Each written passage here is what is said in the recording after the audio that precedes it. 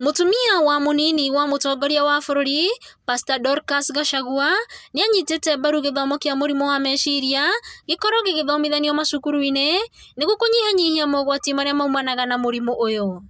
Akiaria na arutwo ari thukuru-ini wa Mount Kenya University, Pastor Dorcas augite ati uhuthiri wa ndawa cia kurebia o hamwe na unyui wa njohi ni mamwe ma maria macungagiriria murimu uyu. Niongereire na akauga ati thirikari iri na mubango wa gwaka thukuru cia kurunga mitugo icigo-ini ciothe cia ubunge niguo kuhurana na murimu uyu. Gukiri uguo nioriti aciari matume ndugu na ciana ciao niguo kumenya rira magumirwo ni mathina ta maya.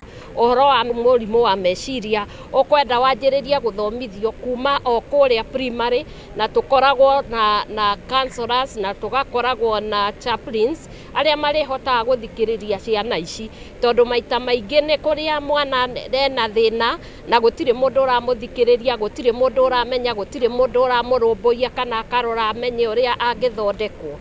Wa keri ni thiini wa thirikari ni tureciria uria president already ni manjiriirie mibango ya ku make sure thiini wa counties and sub county ni tugukorwo na rehab centers cia kwanjiriria kurorana na guthondeka aria mena mirimu ino thiini wa matura. Gukiri uguo nioriti aciari matume ndugu na ciana ciao niguo kumenya riria magumirwo ni mathina ta maya.